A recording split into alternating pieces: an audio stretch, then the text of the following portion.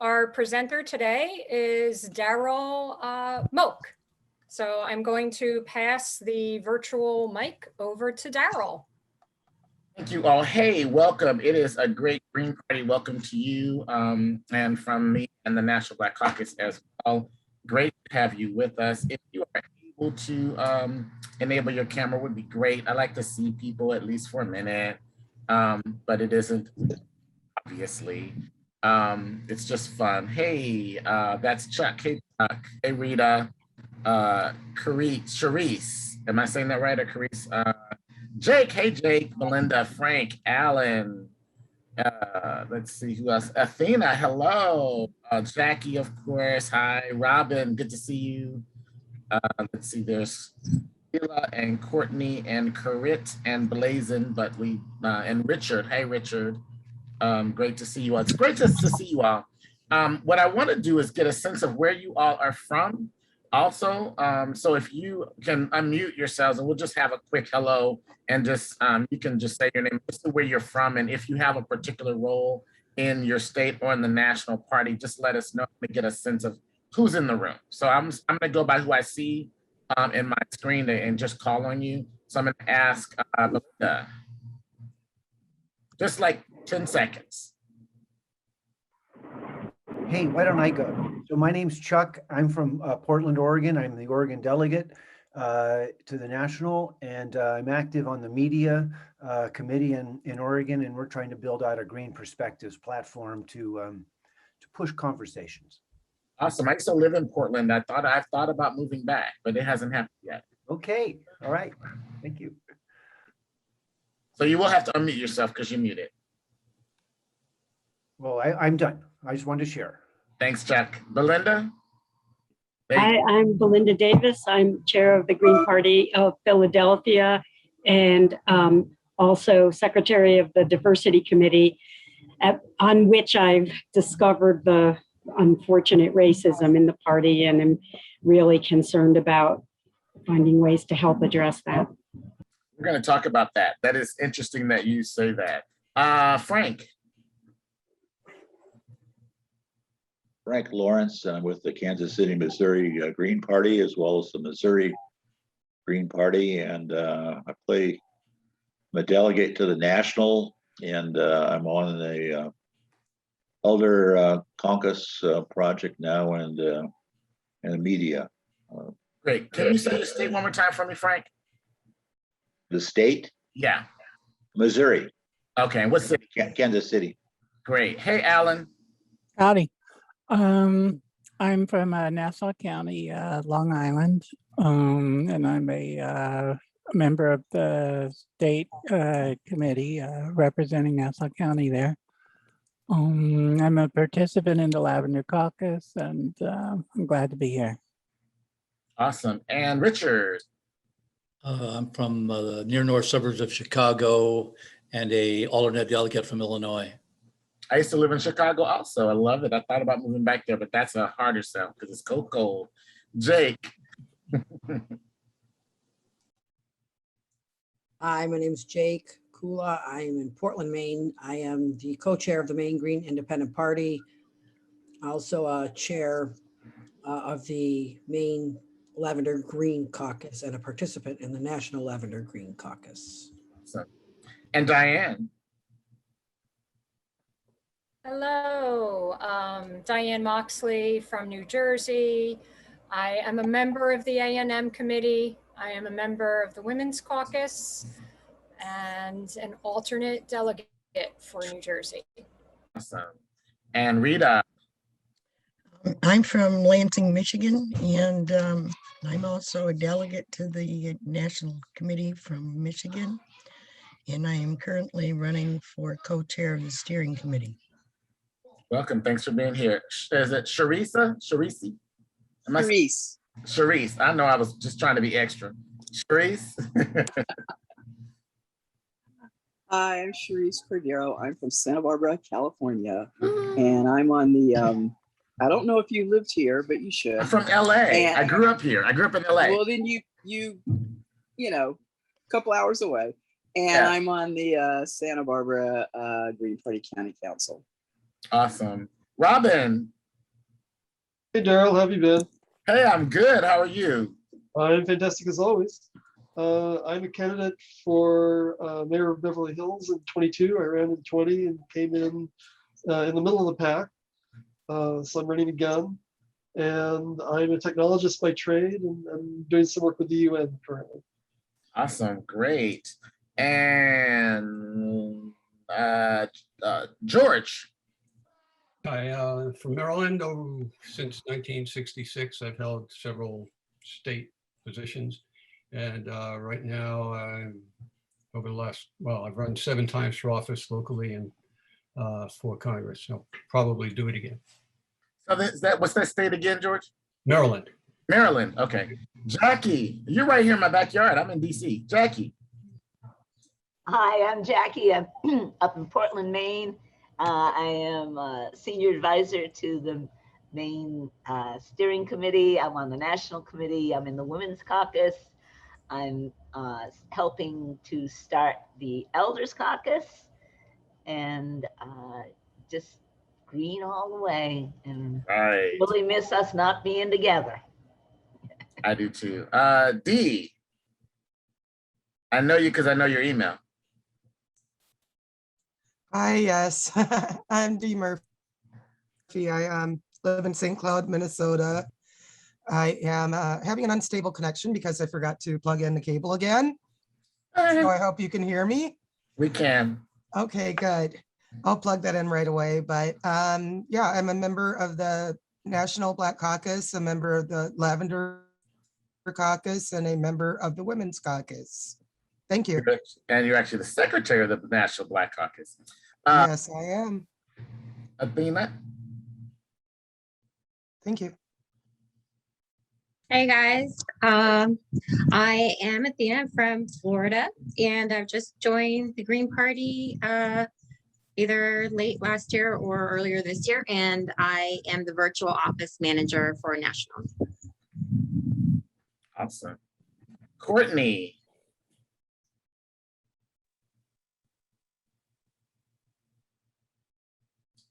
You're talking, but we can't hear you. You're still on mute, Courtney. Okay, mic's not working. Put in the chat. We'll introduce you in a second then. Let's see. I see your face now. Hi. Let's see who's moving around. You guys are moving on me. Camila, sorry.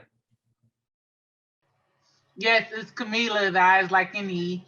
I'm from Inglewood, California. I am new to the Green Party. I actually left the Democrats in November, this past November, part of the Dem exit, and re-registered Green.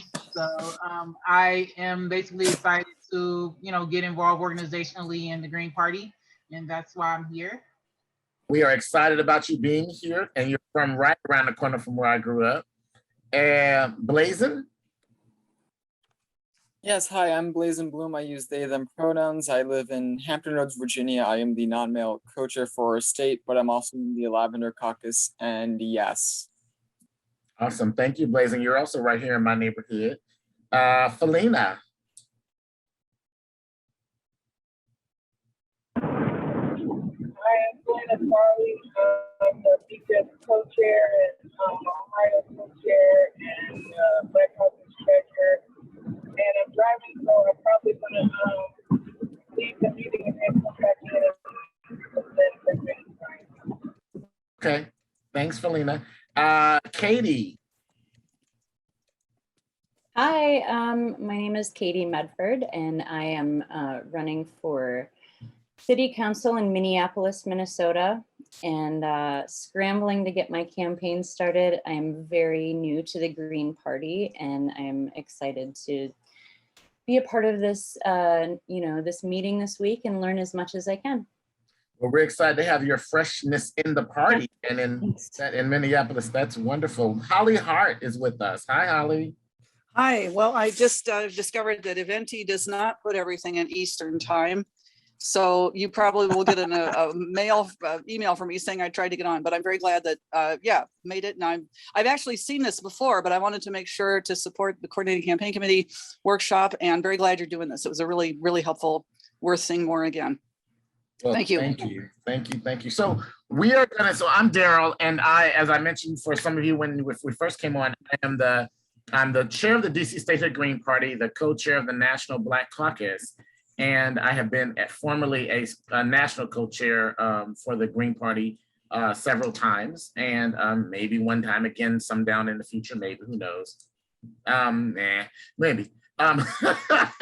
But I also co-chair the DRC committee. I'm on the diversity committee, and I'm on the media committee. I've been on a bunch of committees. So I've been around for a little over a decade, probably close to 12 or 13 years or so, somewhere in that range, when I first came into the party, but I wasn't formally here until a little bit later. I did run for office in DC a while back and might consider it again. And but I'm glad to be here. Glad you all are joining us. Hello, Joshua, and Joshua's connecting. And when Joshua's here, we'll give him a chance to say where Joshua is from. But what I wanted to do with this conversation is really have a conversation with you about, one, your experiences and our experiences as folks of color. I will use sometimes Black people and folks of color, African Americans. I'll use some of those terms interchangeably at times, although they're not always interchangeable. And that's part of this helping to understand that you can't always, and some people will be offended if you're talking about Black people and then you just say people of color, right? As if those issues are all the same for all those different subsets of people. So just be mindful of that. A lot of this conversation is really about how the Green Party can do a better job of connecting primarily with Black folks, but some of that is going to work with other folks of color as well. So I will use some of that a little bit interchangeably here and there. And the first thing I wanted to just mention is just to dispel a couple of things. And so Belinda mentioned something in her introduction that being on the diversity committee, she recognized or realized the racism that exists inside the Green Party.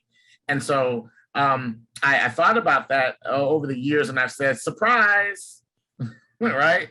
Because we have these great values, these 10 key values, these great 4 pillars. It's an awesome platform. And I've said to many of my family and many of the folks in my community that if you really look at our platform and things that have been in the Green Party platform for longer than it becoming popular, you would see that the Green Party really is the party for most people that I've ever known or had any relationship with across the spectrum. A handful of really maybe wealthy Republicans that may have been I went through with college, maybe they'll say something different. But generally speaking, most of the people that have walked in and around in my world, the Green Party really, really is a good place for them to live in and see their hopes, dreams, and desires able to be manifested through the electoral policy process, right? But they don't know that about us. They don't see that about us. And sometimes the things that people have heard have been, oh, those tree-hugging people. Or all those people that are only about the one thing, they're about the planet. And I've often said that our name Green Party often doesn't always serve us well, but changing that is a whole nother can of worms that I'm not starting on. But so there is that, right? The key here is for everyone to begin to understand and recognize that the Black community is not monolithic, nor are people of color communities monolithic, just like women are not monolithic and men are not monolithic. It's really easy to say, because media does this to us, to try to compartmentalize folks into segments and say, well, Black folks want this. Well, many Black folks may want something, but maybe not all. Hence, we have Clarence Thomas on the Supreme Court, for instance. Now, for us as Black folks and also then some people of color, we choose not to discard everybody from our community, even if they differ with us. We have had to deal with the idea that we don't all agree. If you will look at things you can learn from the Civil Rights Movement, everyone was not involved in the same movement with MLK and the Southern Christian Leadership Conference. And remember that the Southern Christian Leadership Conference started a lot of that, and they elected King to be their president in order to let him lead because of his ability to sort of speak to and energize people. He was chosen to lead that. It wasn't his idea, right? The NAACP was founded many, many, many years before that. And so they have been championing the work that they've been doing, but everyone's not in the NAACP, in terms of Black folks. Everyone's not in the Urban League, which is another civil rights and human rights organization that exists primarily within Black community, but both the NAACP and the Urban League have expanded their reach to include other folks of color, particularly. But understand that none of these movements, nothing that has happened has been only Black folks, right? The civil rights movement, and the abolitionist movement from days long ago have always had very well-intentioned and supportive folks that were not people of color, that were not Black involved. We had a very, very good relationship with the Jewish community over the years.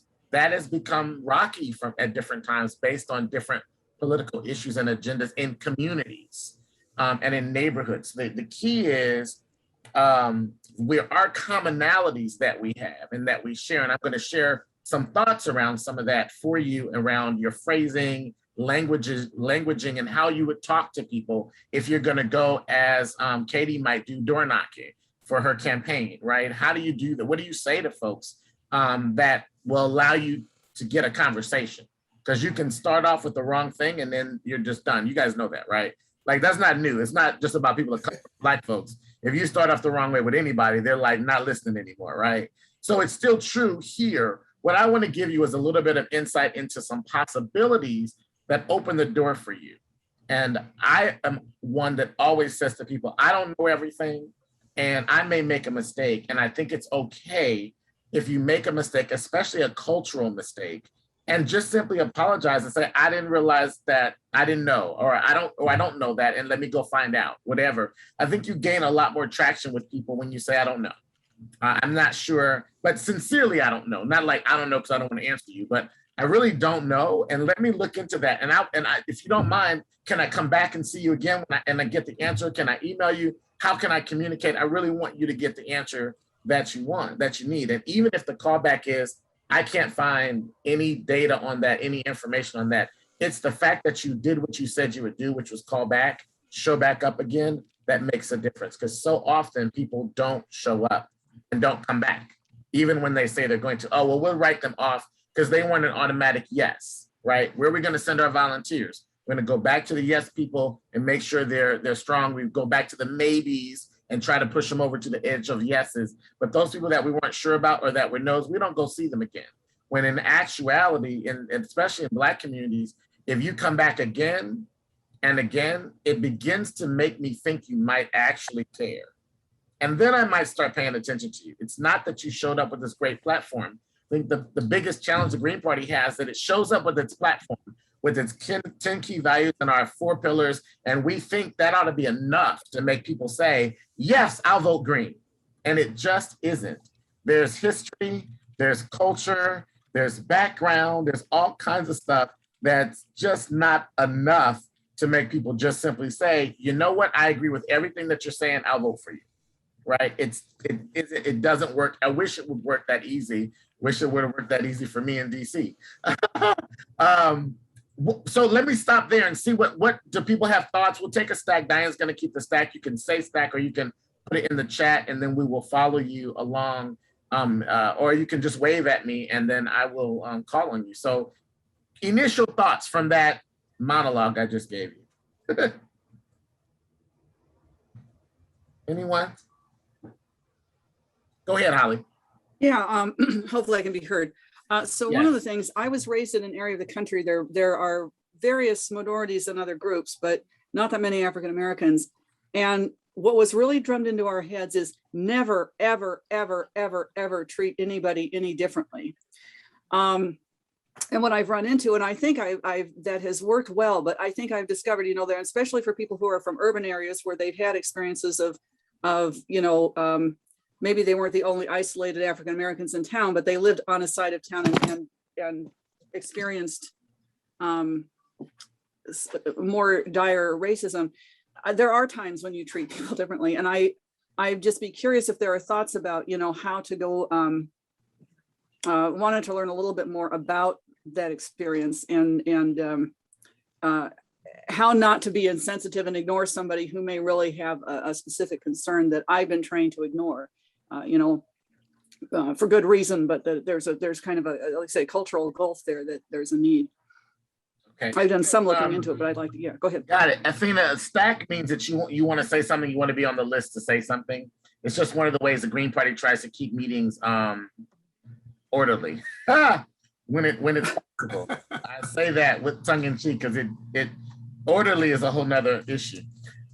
We see the stack. So let me answer Holly, and then Diane's gonna start calling out the stack in order that you were there. I see that somebody raised their hand also. We're trying to get you in the right order. So Holly, yes. It's sort of it's kind of like the idea that we're not monolithic, but there are commonalities. Like, when am I treating you as if you're a monolithic community? When am I looking at you for the commonalities that you might have? So treating someone differently versus treating someone respectfully, or treating them based on their need as they presented in that moment. Those are different things. And I think that the difference is, if I feel like you're treating me differently in a way that's either chauvinistic, racist, or paternalist, or in some way sort of degrading or demeaning, it's about intention. And I think people can sense people's sincerity and their intentions. If you are sincere, and I'll use Holly as an example. Holly and I have a great decade plus long relationship, friendship, and I trust her infinitely on so many things, right? We're clearly black and white. And but Holly, if she says something to me and it's a little weird, I don't immediately like attack her. I'm like, Holly, do you? Yeah, I don't know if that's what you meant, but this is what it sounds like to me. And then we have a conversation about it, right? It's about building relationship. And so if you treat people the way you would want to be treated when you walk in the door, and then get to know them to determine what is it that they might need. And so it might be different. Maybe you need to think about, if you are planning to have dues in your local or in your state, you might have to think about how many folks of color, how many Black folks are gonna, or how many poor folks, not just those people, but how many people that may not be able to afford, how might we make differences available, right? How might we address that without having to call them out? The ANC committee, the annual national meeting committee, does a great job of just saying, if you need a scholarship, just say it. We don't ask you to tell us anything else, and it's available to anyone that asks. So that way you don't have to say, oh, I'm poor and I'm Black and I live in this rural area and I need help. None of that matters. You could be living in Manhattan in a penthouse and still not have the funds to be able to attend, or choose not to use them this way. We don't ask the questions because we believe that people will operate with a certain level of integrity and honesty. We'll do that. So yeah, so it's a nuance, Holly, that continues to happen over time as you get to know people and as you try your best to be equitable in which you approach issues with folks. Belinda, who I have on the stack? Next on stack is D. D, go ahead. You're on mute. 2 points that I have. One, to address your initial question, but in direct response to Holly, I think it's a matter of cultural competency. As a communication studies major, one has to really make an effort to understand different cultural communication styles. I know that we're all in the same country, but people have different backgrounds. They come from different customs, different ways of communicating. And so it's not necessarily that one has to treat anyone differently, but one has to understand where someone is coming from and what all, entails how they present themselves to you. And no one's monolithic, but there are variations in cultures. But the more you understand and the more research you do, the better able you are to reach across the aisle and communicate with people with different backgrounds. Can I jump in real quick on that, D, and before you do your second point? So thank you, D, for saying that. So things like people in a lot of indigenous cultures, Black cultures, we're very demonstrative. Speak with our hands, aloha, we get loud, we get passionate about something, we are yelling with each other, going back and forth. No, that's not what I said. And for folks that aren't from those kinds of cultures, like, oh my God, they're gonna fight. And we're like, what are you talking about? We're going to dinner after this, right? It's being able to say, oh wait, let me take a step back from what my reaction to this to see what's really going on here. And that being able to understand that different groups of people, different cultures talk differently with each other and they engage. But also, if you think about the history of sexism, racism, homophobia, oppression in this country, when folks come in that are new into your space and they don't look like you and don't come from the place you come from, it's a good idea for you to think, there could be some trauma here. There could be some racial stuff here. There could be some gender stuff here. Let me observe. They come into this space because they may come with a level of, I'm coming to the Green Party, like Camila is saying, and I want something, right? But I want this, but I don't know because I'm in a room of white folks that I've never been around before, and I don't know how they're going to treat me. So I may be timid in that space. So saying, hey, Camila, you haven't said anything in this meeting. Would you like to add something in? You know, what are you thinking? What have your experiences been? Drawing people in and giving them the space. She might say, nah, I'm just listening right now. Thanks. But drawing them in is a great way to do it. Go ahead, Dee, your second point. Okay. To answer your initial inquiry as to how to bring in people from other demographics into our parties, I think that we all need to be aware of the elephant in the room, and I'm just going to put it out there. Right now, we have two Green parties going on. So we can't send out a message that the Green Party stands for one thing when we have other people coming in and saying we're something else. You know, we have some people saying that this is a socialist party. And we have some people saying, no, we're Greens. We're on the global Green Party background. I know I wouldn't have joined. If someone had said we're a socialist party, I'm out because I'm a student of history. And because of the fact that I have a social scientist kind of background and perspective. And so even when I'm working temporary jobs shoulder to shoulder with blue collar people, I'm having conversations. I'm finding out what they're thinking. And, you know, when I talk to them about the Green Party, they're on board. They, you know, what our platform, what our key values are, what we stand for. And they're all on board until, you know, they start asking questions. Well, I understand they're socialist. I'm not going to work all day to support someone else. There's that. There's a misunderstanding. And also we have to be careful about our messaging. Secondarily, issues that concern the Black community may be a little bit different. I know that at one point, a gang of people who called themselves socialists jumped on a Black woman who was trying to participate within the Green Party, calling her Black capitalista and all kinds of different names, you know, corporate, whatever, because she was saying that Black people need to build our own small businesses. We need to gain economic independence and freedom. I've heard this reverberating throughout the Black community. So if we want to touch base and recruit more Black people, we have to understand that within our community, you know, we don't get houses handed down to us. We don't get property handed down. We have to learn economic independence. We have to be able to support our own communities. And there's a whole different, approach that a lot of us bring when we come to participate here. Over. So thanks, Dee. So we're going to get to this thing. Let me just say this. There is absolutely no way any one of us can know exactly what to say, the right thing every time you approach somebody, a Black person, person of color, a woman. You cannot know all the stuff that's in them that comes with them and their culture, right? You can't know their family history, all that stuff. You can't know it. So this conversation is not about trying to help anyone know exactly what to say. It's just about the way to think about how we begin to approach people, right? Because we just can't know, right? So for instance, Dee was mentioning that, and I thought about it and I said, you know, if you start talking about being anti-capitalist at the front in most conversations with most Black folks who are still just trying to get enough capital to survive, to make it, that whole anti-capitalist, let's take it away thing, it's a non-starter. They're like, wait, I'm trying to get, wait, you telling me that you all got your money, you made your money on Wall Street, now you're gonna tell me I can't have it.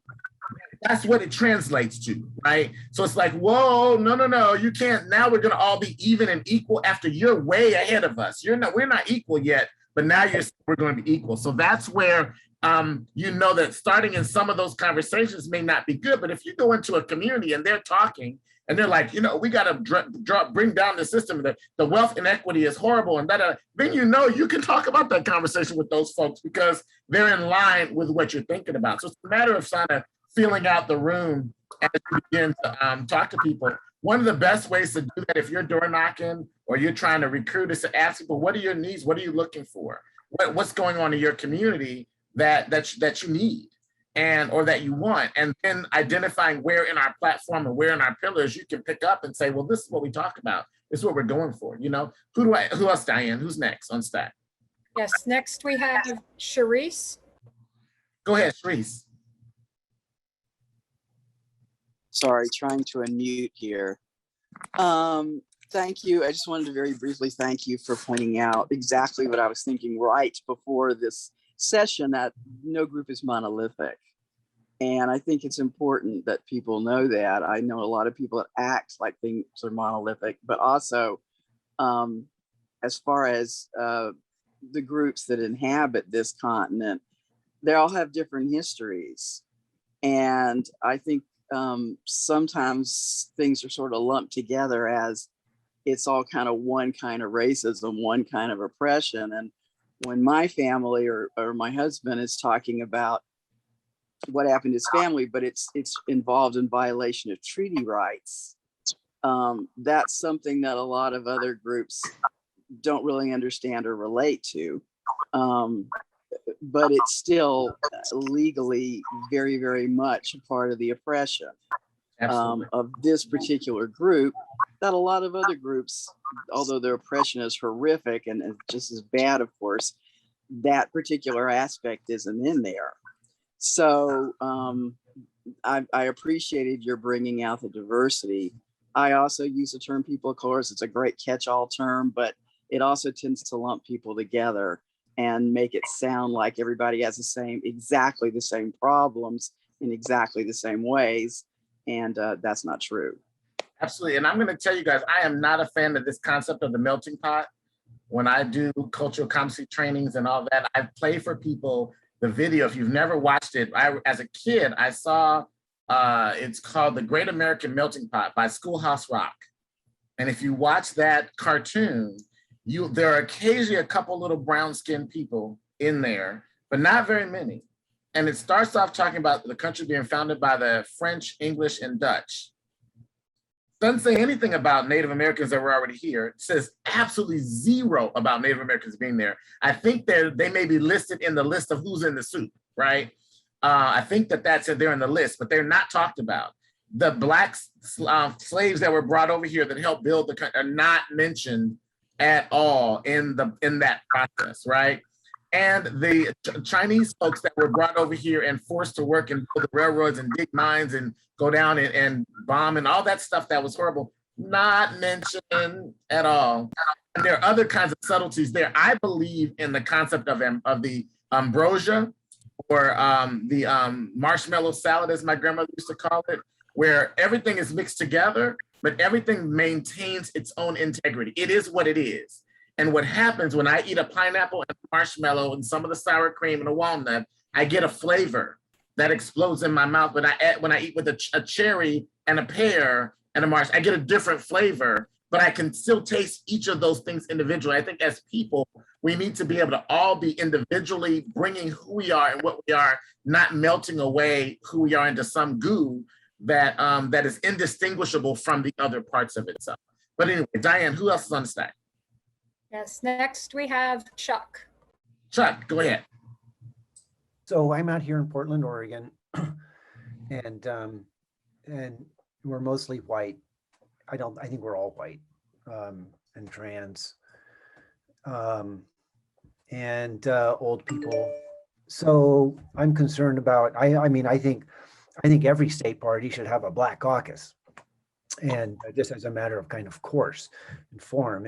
But the issue is, I don't think Black people in Oregon necessarily feel comfortable in the Green Party, because there are no people like them. It's all white. And so it's the problem of reaching out. And so I guess my question is around an approach, an outreach manner, method, and it sounds like, just knocking on doors, standing in front of groceries. But basically if my goal would be for a Black caucus to form in Oregon's Green Party, someone has to go out and invite the African-American community kind of to see the value of the 10 key values and want to be in this movement. So, and you've mentioned being sincere, and I appreciate that.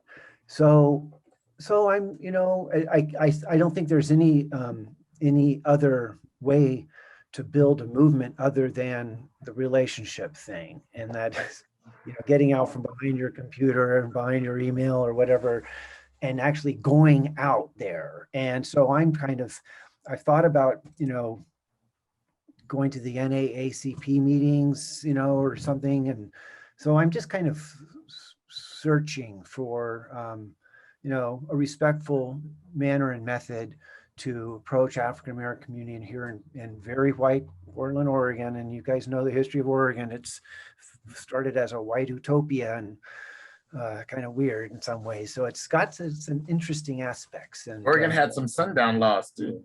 And they got some of that old stuff, So that's just kind of where I'm coming. Yeah.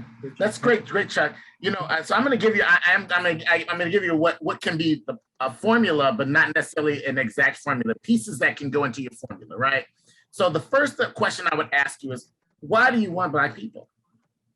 Like, what is it that you don't have to answer now. I'm just saying that your thinking is, why do you want folks to come in? What is it that you're missing as an organization, as a political party, in terms of the work that you want to do or that the party wants to do, where those voices are missing? And you know that you can approach people because their voice is missing on the issues that you want more impact, more feedback on, right?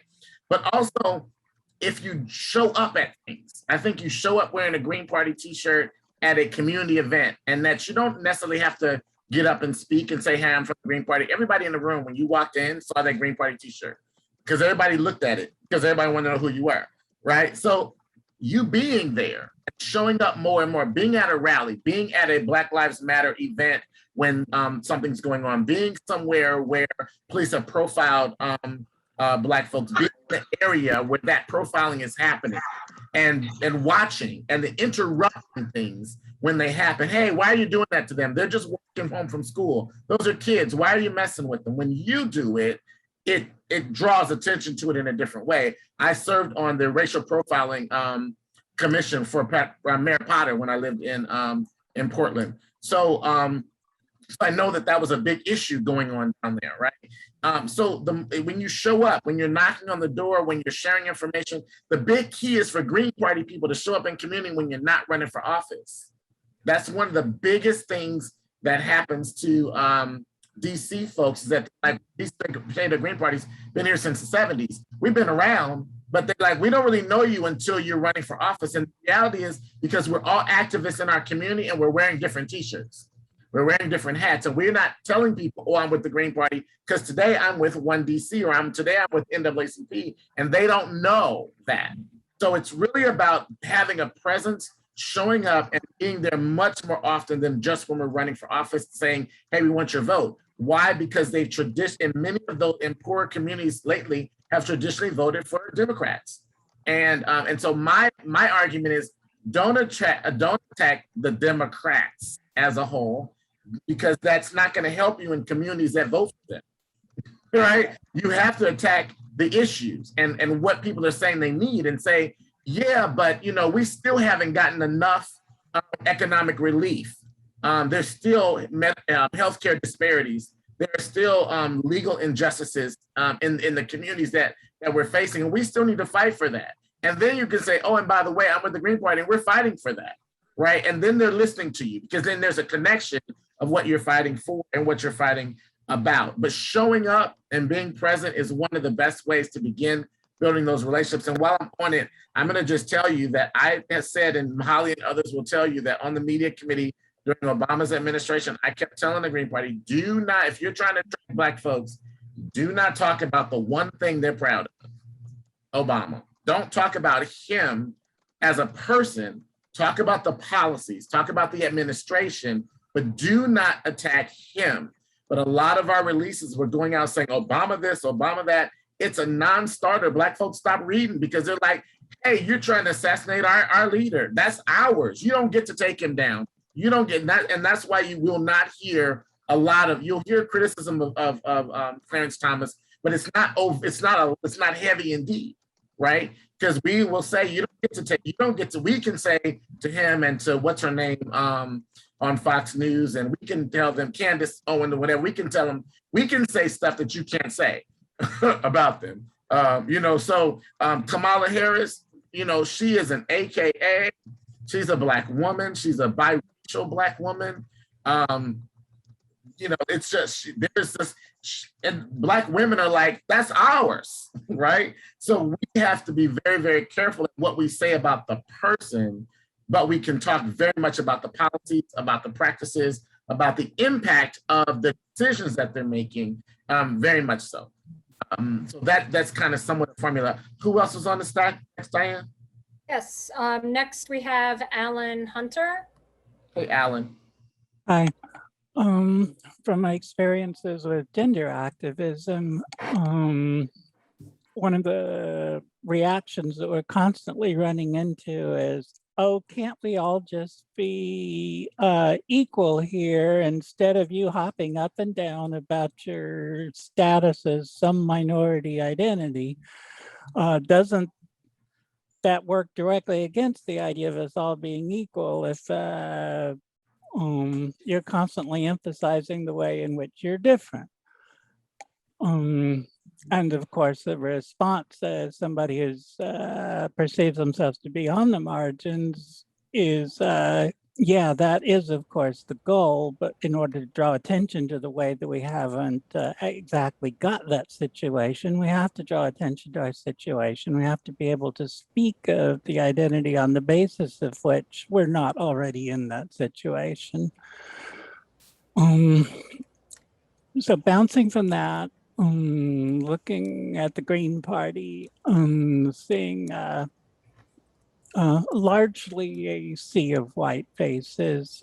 My concern is that it's not enough to be passively interested in listening, like, oh, we would like to know what the concerns are of people of color, but that we should be aware that if someone sticks their head and glances around the room where we're having our meeting and they see a sea of white faces, they're going to have a lifetime experience of, oh, I'm not really going to be heard in there. This probably isn't a very welcoming environment for me to go into. Absolutely. You know what, how many of you, and you don't have to raise your hand, you don't have to out yourself, but if you heard the phrase early on, 5-6 years ago or so or more, Black Lives Matter, thought, well, all lives matter. How many may have had the initial response to all lives matter, right? Well, that response, not you, I want you to hear me clearly, I am not saying you. I'm saying that response is a racist response. And I'll explain to you why. The reason is we already know all lives matter. But the problem is some lives are not mattering enough because they're being killed indiscriminately on the street for being supposedly passing a fake $20 bill that person got from the bank. We don't know if it's a fake, but George Floyd is dead, all the way dead, never coming back. He will not buy anything else with another $20 bill, real or fake, because it was assumed that he had a fake $20 bill. And instead of checking it to see if it was, police got called. He doesn't know what's going on. And then his neck is on the ground and somebody's knees in it. And now lives are ruined, not just his life, lives in the community, the lives of police officers, relationships of police in the community are worse.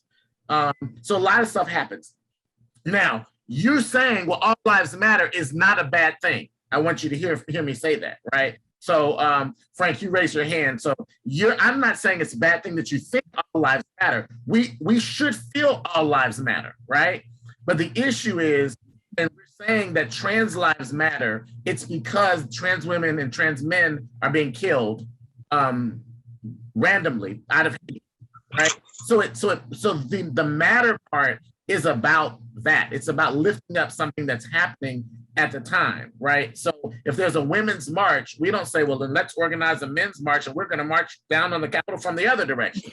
No, let's get in and march with the women and march with the women, because right now we're pushing their agenda. We're pushing the issues that are affecting them, and we should be supporting that, right? So it's that kind of thing. So I want you to hear me clearly, because I have a lot of these conversations lately around race and racism and oppression and all that. And I know that I really, really want people to not feel like when people say it the wrong, they say it the way it comes out of their mouth.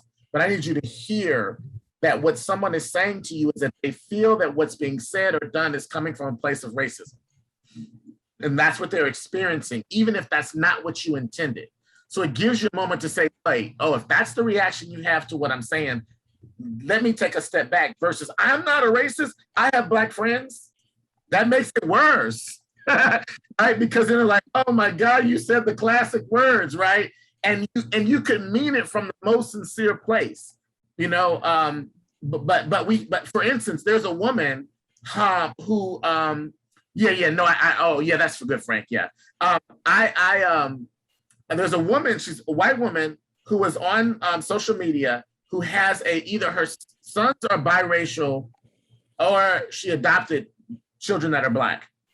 And she said she felt it would be all right for the police to profile her Black child if he's walking down the street, because she feel like they have a right to do that. Even if he wasn't wrong. She had absolutely no sense that he could be doing nothing wrong, but your child could die from a random act of profiling because you look like somebody that might have been somebody else. Well, I'm trying to figure out how a 60-year-old man looks like a 30-year-old man running at top speed. You know, unless you're Usain Bolt or somebody at 60, we're not running as fast as we were running at 30. So no matter what I'm wearing, I couldn't have run this far and look like the person you're looking for 5 or 6, 7 blocks away, and I'm not out of breath. Wheezing, trying. Anyway, let me stop there. Who else on the stack? Yes. Next we have Camila. Yay, Camila. Yes.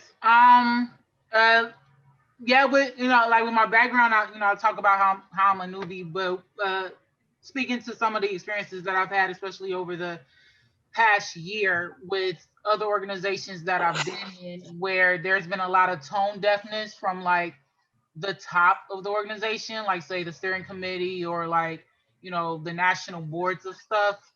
I think it's very important that every level of the organization understands this stuff.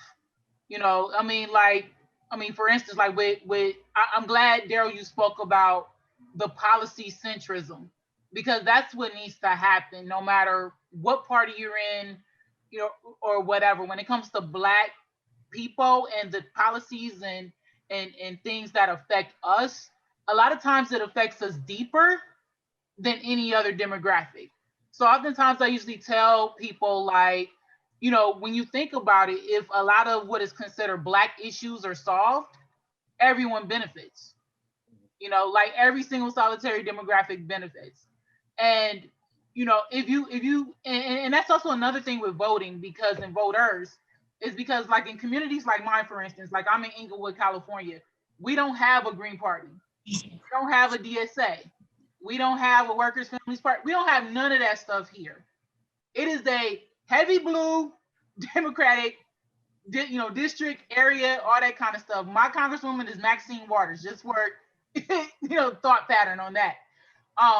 So everybody is all about Auntie Maxie here in my district. That is what we call her. I grew up calling her Auntie Maxine.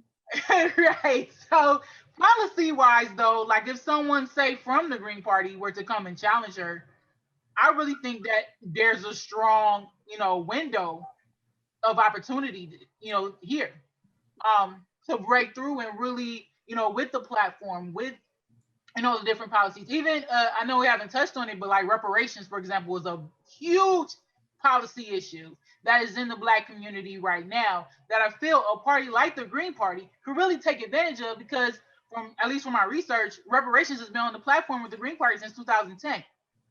I'm not even sure if it's on the Democratic platform at all, for example. And so I think education is very important on the policies in our communities. So, the intersectionality piece is where you kind of have to customize and market to where you are. So even if you're in Oregon, for example, and there's a small, segment of the population that is Black, you should do some deep canvassing where you actually having like half an hour conversations with Black people. Even if you have like a town hall of some sort or a listening forum of some sort to that specific demographic, that can bring some distance as far as touching them and realizing, okay, how do I appeal to them with the platform that the Green Party has? How do I appeal to them as far as the issues that this party would tackle versus another one? Yeah, so I mean, like, I think policy centrism is like a big thing if you want to attract any demographic that's non-white. So Black, Latino, Asians. I mean, there's a lot of these big, grandiose, talked about, covered in media type of issues that I think the Green Party can definitely just beeline, like, look, we got something for you that your vote will actually make it happen, as opposed to someone just talking about it. So let's talk about that vote thing for those of you that might run office or state parties that might be supporting candidates. One of the education pieces is really being able to show people how their vote really affects and how their vote matters. So for instance, if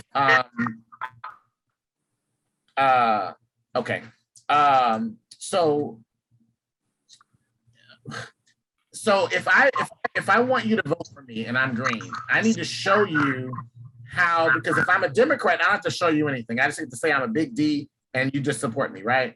If I'm not a Democrat in most of these communities, now not all Black communities are Democrat. There are very heavy Republican communities as well, right? Okay, Jackie. But if I show you, listen, it takes about, this city council race is won normally, here's the history of it. It takes about 10,000 people vote, but it's won by the difference between 50 to 60 to 180 different votes. That's how it's won, right? So if I want to impact that, then I can show you, I need to get 10,200 votes, right? Because I need to get a certain, that's not the right number, I'm sorry. The total number of people that vote is this number, but this is how the votes stack out. So you got to get a certain plus that little extra to make sure that you win. That's more doable than to think you got to get all those high numbers, right? It's more doable if you look at there are 10 candidates, each candidate is going to get about 1,000 votes, but the winner is going to get about 1,180, right? So I need to get my 1,000 and another 200 to win this race.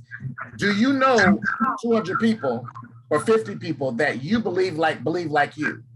Yeah. Do you think they know each another set of people that believe like you?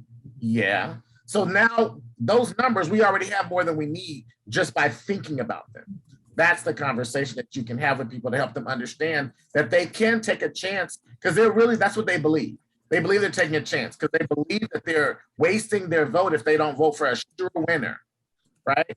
And they're going after people who they believe are sure winners. But if you use the example, say, well, you got 10 people running from the Democrat Party, only one of those could win. So there are 9 there's no sure winner in that. So what do you lose by bringing folks in and voting for somebody who actually can tell you they will work on your issues and not placate you? How many times have you voted for somebody who said they'll work on your issues and they've been reelected and you still haven't gotten it yet? Like when do you get enough of that, right? The other thing I would say is, although Camila mentioned about the reparations, I would say be cautious about walking into a community talking about something you think is the thing that they want to talk about, right? Because it'll look like, why are you talking about reparations, right? Instead, listen. The first step is to go in and listen, and before asking questions, before trying to invite somebody into what you're doing, it's like, let me hear what's going on in this community. You can go to community forums that are being had by anybody doing a community forum. If you hear about it, go to it. Maybe listen to a Black radio station in the morning, because, depending on the music, you may or may not want to hear all that. But you can listen to, because I don't listen to it, but you listen to a gospel radio station when they're doing their announcement things around rush hour time, where they're giving more community announcements about what's going on. You can kind of figure that out, or go on the websites for some of the communities of color, different organized radio stations, TV stations, etc. Newspapers, read the newspapers, see what they're advertising, and go to some things and just be there with them. Go ahead, Jackie. You had something?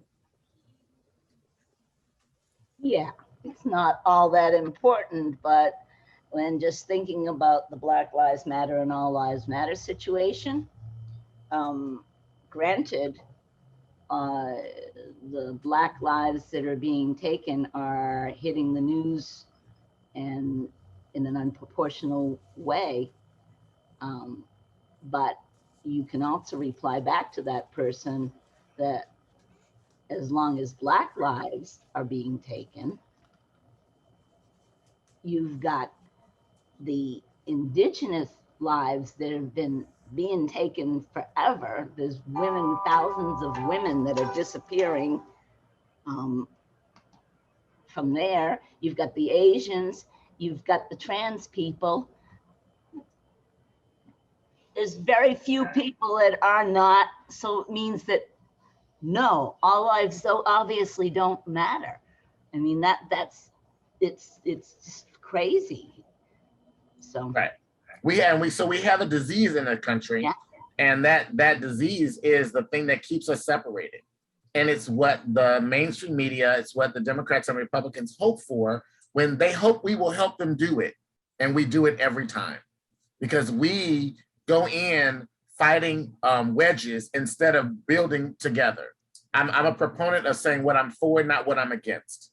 Because what I'm against, you can't keep that energy for long. You're angry and mad about something. So we're gonna have a rally.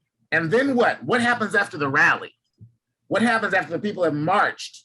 Right, Jake? Nothing, right? People go back home, they were angry, they're riled up. Some of that turns into riots, some of that turns into busting down windows, and I'm gonna take something now that they're so mad about all that they don't have, I'm gonna take something. And then we get upset and we wonder why that happens, right? So how do we then instead encourage people to have a conversation about what needs to happen, have a strategy? I will tell you that my bishop and others were working with and other people that I know working on the Million Man March. And then the second, and the first one, and then the second one. The second one, they're like, well, what's the takeaway? After you get 1 million people coming to DC and marching on the Capitol and listening to a bunch of speeches, thank you, Diane, then what? What are they gonna do when they go home? How are they gonna get home? People are using some people say this is so important to show up, and that's what we tell people. It's so important to show up. So they use their money to come and show up. And they go back home and they're just as poor as they were when they left, and nothing has changed.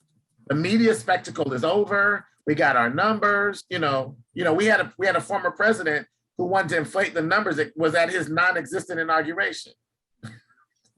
Because numbers, that's the story there. We had all these people. I had more people than the previous person. I got more people than that person.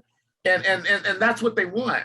And if we have to be willing to do something different in that, Jake says in the chat, mobilize and organize. Listen, the union movement has not been very good on racial issues either, right? And they now know that. They're doing things to try to correct that. They're working on it. But the model of how to build collective power is a good one. Co-ops, unionizing, organizing people in that kind of consciousness around the social justice issues. If you think about this union of people organized around these social justice issues. then it's something that can grow. It's something that people can invest their lives and their time in. One of the keys that I'll throw out for you is, one, know your communities. Know the people you're doing. Read a little bit about it. Know the history of that. There's in Portland, Chuck, there's the Killingsworth area. When I lived in Portland, there were these books that were made, and DC has them too, on community. Maybe many of you have them in your states or your local areas. Books that are written about the history of those sections. So I can get a book on the history of hey, Morgan, I can get a book on the history of Deanwood, where I live, right? And it tells me all of these great people that lived here, all the things that happened here, all about this neighborhood, much of which is gone and lost, except the people that have been here a really long time remember. And if you don't go in talking like you know some of that stuff, then they know you're not from here. And they question whether you really care. Why are you over here if you don't know our stuff? If you don't know what's going on in this neighborhood, if you want to know what's going on with Black folks, go get the police reports and look at what they're saying about crime. Look at what they're saying about arrests. Look at The Sum of Us. Jake is recommending a book called The Sum of Us: What Racism Costs Everyone. And there's more to it. So like, yeah, that kind of stuff. Knowing about that area. Don't assume things as we begin to wrap up our conversation today. Don't assume things that you know, right? Don't assume that you know about what that community is going to want or what that person is going to want, but instead listen, ask the question. And if they're like, well, why are you asking me that? You're like, listen, let me be honest with you. I'm with the Green Party. And, you know, we have this great platform. We have these 4 pillars on racial justice and social justice. And we are really trying to build a movement to make change in our time.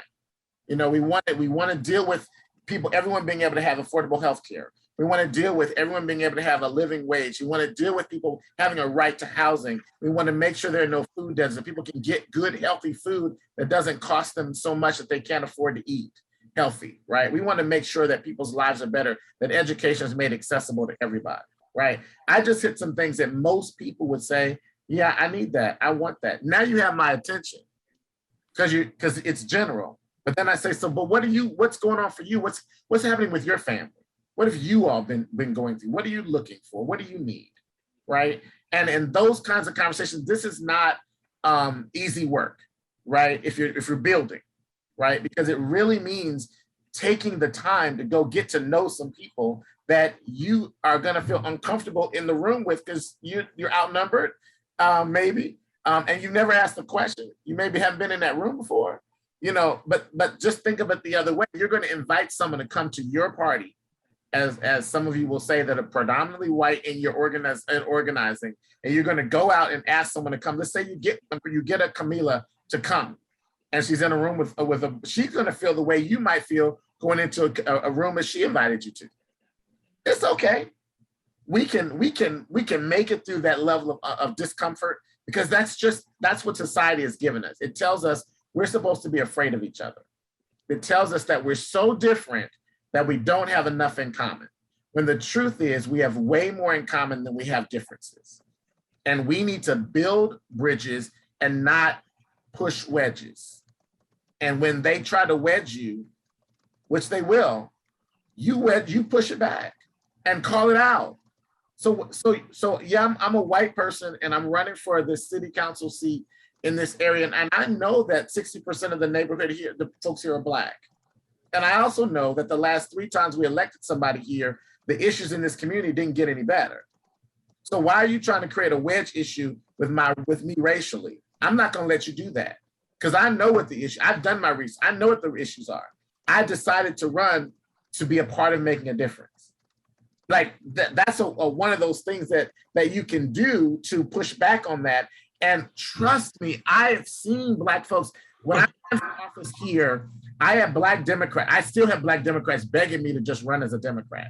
They're like, you speak so well. We love what you have to say. We believe what you're going to, what you're da-da-da-da-da. If you, I've had our shadow senator tell me, Darryl, you could have been elected forever if you just run with the majority party, because it's just easy here. If you put your name with a D, even though my name is Darryl, if you put Dem behind your name, it's real easy, right? Now, it doesn't mean you don't have competition, but it just means you're in the dialogue, you're in the conversation, right? Which gives you a greater opportunity than if you're not.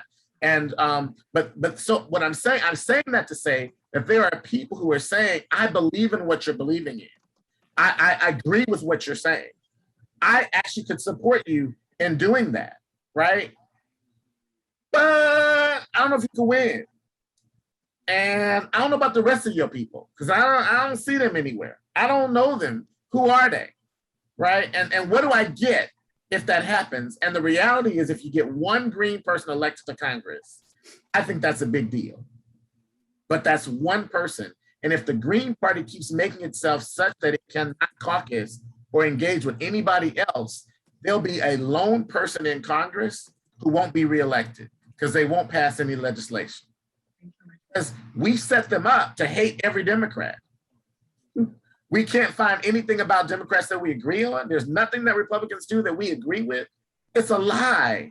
There are many things that those other people in those parties have done that have actually been good things. There are some good people over there fighting for good things.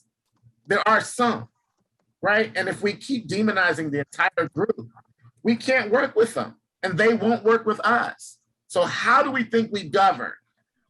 If we got a green president and nothing else was green, how would that president govern? If that president can't speak to the other sides of the aisles, including independents that may or may not be elected, right? If we cannot do that. So this is the stuff that we have to do. And this is the stuff that if you start working with how you work with Black communities, communities of color, and other marginalized and formerly oppressed or currently oppressed communities, this is the way to build power. This is the way to build the party. It's a way to build change. Go ahead, Jackie. You're on mute. Yeah, I was unmuting myself. I'm sorry. Yeah, this is a big problem within the party. The people that believe that as Greens we should never work with Democrats. It's a funny thing. I almost have to laugh because how the heck do they think we're going to get people elected if Democrats don't vote for us too? And there's an awful lot of progressive Dems that would be Greens if they could get over the lesser evil shit that work side by side with us, that Medea Benjamin works with in the anti-war races, and has actually within her own state, back a few years ago now, was booed on the stage by one of her own party members because she was working with the Democrats against the war. So we have to, this is another part of, and it's been amplified with the division within our party, because most of us Greens that have been doing this work forever have kind of figured that one out. Right. So yeah, it's very important that we understand it's the party, not the people. And there are good people in the Democratic Party that would be Greens. So we can't be alienating people just because they're Democrats. Because they're coming from somewhere. Right? We're getting people from somewhere. Camila just said she's a Dem Xer. She came from there. So there have to be some people that we can reach out to. And the last thing I'll say before I would go back to the 3 people on stack, we've got 10 minutes left. I want to just throw this part in there, is that, you know, we have to be aware that as we're building our party, that we've got to reach out to people. There are millions of people that are not registered or that are independent. Why are we not talking to them? Why do we keep talking to Democrats? Why do we go to them and say, see, they didn't do what you wanted with Bernie, so come to us. Quit talking to them. They're not thinking about you. If they were, they'd have been voting for Jill or Howie or Cynthia or somebody a long time ago. They ain't thinking about us. Go to the independents. Go to the people who are not yet registered to vote. All those, and there's a lot of Black and brown people and folks of color and women who are not registered because they have no faith in the system. Go there, inspire them, and get them registered and change the numbers, change the narrative, change the perspective by bringing in people who are not already entrenched somewhere else. They're entrenched in nothing. Ain't nobody doing anything for me, so I'm not worried about it. My vote doesn't matter. It doesn't matter, right? I've got Alan, Dee, and Tina. Alan, each of you just take like 30 seconds to a minute, and then because we got to wrap up, we're almost done with our time. So Alan. We talk a lot about our content and the politics of the Green Party as something that should draw people in, but we should perhaps look also at our process and make sure that our methods make us palatable to people that we want to participate. That's a great point, Alan, that we, in your Green Party, in your local, in your state, here at the national, what do we do that invites people in or keeps them at bay? Right? Because there are those things that make people say, yeah, I don't like the way you do business. It's not how I communicate. It's not how I do it. Doesn't mean we have to change for everybody, but it's being aware of what our processes are and how our bylaws, our rules. I just did a consulting job for an organization where I was assessing, they wanted to become a racially equitable organization. And so I did an assessment. I looked at their bylaws. I said, what do you have in here that sets you up for being racially equitable? Or what do you have in here that's not? Things that they don't think about. Weird policies. They take pictures to put in their promotional material. I was looking to see how many people of color they have in their stock pictures, right? Or what they look like. Are all the people of color look like they're homeless and bums and all, and everyone else looks a little bit better off? Like, who are you using in your pictures? What does that look like, right? Go ahead, Dee, and then Tina. Dee, 1 minute. Direct response to Jackie. Absolutely. I don't believe in including DIMS, but I definitely believe in getting them not to be so aggressive against us. In my community in St. Cloud, Minnesota, we had the highest amount of Greens for a vote for a Green Party governor in 2010, Ken Pentel. A lot of them went Democrat because of platform access, et cetera. I tried to bring them back in, but run into some imaging and messaging issues regarding what our party stands for, socialist or green or whatever. The other part that I want to say is that what we should do with Democrats when it comes to them and their opposition to us as a party, they think of us as either or, like we're taking their spots. We need to make it clear to them that these are votes that they would not otherwise get. So we are allies. If they're supposedly on a progressive platform mission, we're there, we can work together to get some of this stuff done. We're not taking their spots. We're another vote that could have gone to Republican or not been had at all. Well, and the big deal is we need to remind our people that nobody owns a spot. The council, Congress, the president, the mayor, the governor, state legislators, water commission, dog catcher, because I want to cross the street, crossing guards. No one owns those seats. They belong to the people, and the people get to vote for the persons that they believe will do the best job for them. We have to drive that message home. Tina. Yes, I just wanted to come back to a different perspective about if a Green gets elected to Congress and president and caucusing with Democrats and Republicans, because I feel like we should be a caucus of one if nobody will come and compromise with us, because I believe we should not be compromising on what is in the Green Party platform, because it is what is going to save a habitable planet for people worth living in. So I think a lot of people become discouraged and see people start compromising, and then they're like, oh, they're like all the rest. The other part of that is a president, a Green president. You can see what Trump did without any help from Congress. The president has a lot of power through executive orders and also through who they appoint to different departments within the government. So for example, Biden could forgive student loan debt today by executive order. And a Green president would do that. So I don't like people thinking that when Greens get in there, we need to compromise with people. People need to come to us, and the people will get behind us if they hear us and we don't compromise. Thanks. So thanks, Tina. And I would say that there's, we're in the middle ground on that I understand your point, and I appreciate it. Jackie wants to give a response. Hold on one second, Jackie. One of the things I would say is that you're right around the executive orders and all that kind of stuff as well. My thought around that is, it isn't, nothing happens politically exactly the way the person wants it when they first write it. Every piece of legislation gets amended, adjusted, changed. Our platform is that way. Our platform is not the perfect platform because there's some people who voted against things that are in the platform because they wanted different language. They wanted a different wording. They wanted something else that's there. It is, some things are incremental. And not everything needs to be. I'm not an incrementalist, so I don't think that everything needs to be. We'll do a little bit now. Thank you, Master, for a little bit. You give me 9, I come back for some more later. I'm not. That's not where I'm at with. What I'm saying is that as we're moving in the direction, and I'll use this as an example, that there are 2 things that we blame Clinton for, Mr. the Clinton. And I'm old and young enough, and yet old enough to remember in Black community that we wanted, when the 3 strikes came up, we wanted that.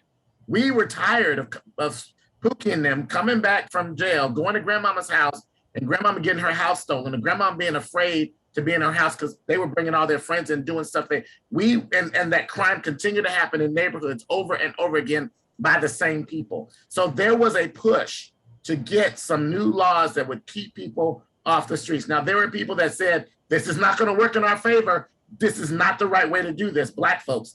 And they and other Black folks said, no, we got to have something. We got to have something because this is we can't deal with it, right? And it was supported.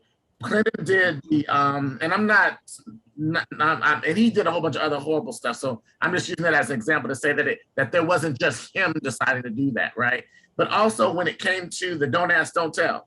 If those of you may remember, before that, it was, if we even think it, we're kicking you out and we're going to dishonorably discharge you and take everything from you and destroy your life. Then the don't ask, don't tell came along as a compromise to, you can't be here at all. Because the military leadership was saying, incompatible, homosexuality, transgender, incompatible with military service, right? So that was a movement to say, no, we've got to begin to open up the military. Was it the right way? Was it the best way? Maybe, maybe not. But it was a part of the process to get us to the place where people could openly serve, which is where we are now. So some things happen over time. Jackie, go. So I want to answer Tina's thing. We ran the race with Lisa Savage for Senate. Lisa, if she had been elected, would have gone into the Senate as a Green. She would then, because Bernie went as an independent, so that's not a party. So he had to be either with the Democrats or the Republican to caucus. But the Green Party is a party. So if Lisa had gone in, she would have had her own caucus. Not correct. Why? Go ahead. Why, Holly? Because I didn't realize I was on. Party? So because of the party? So we got just a couple minutes on this, and so maybe I'm sorry, this I is didn't realize I was muted. I'm sorry. No, that's okay. And I saw Ellen say, waving, wagging her head, saying no, that's not true either. So let's leave that part because we're going to run out of time about whether she would have been a caucus or not. I think the point is that Lisa would have had to figure out how to get legislation passed, how to work with. No, see, I was under misunderstanding. I'll have to talk to Holly to find out why a party going in there, because they've never had another party go in there. So every party should have its own caucus. So I don't know why. I know it's okay. So we're using the word caucus differently.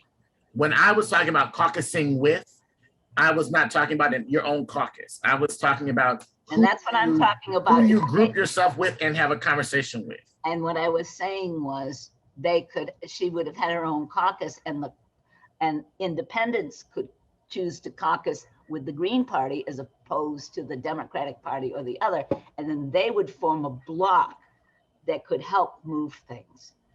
Well, these are all misunderstood. Evidently, I'm totally wrong on this. So I will. It's all right. It's a different conversation. It's not what we were really working on here.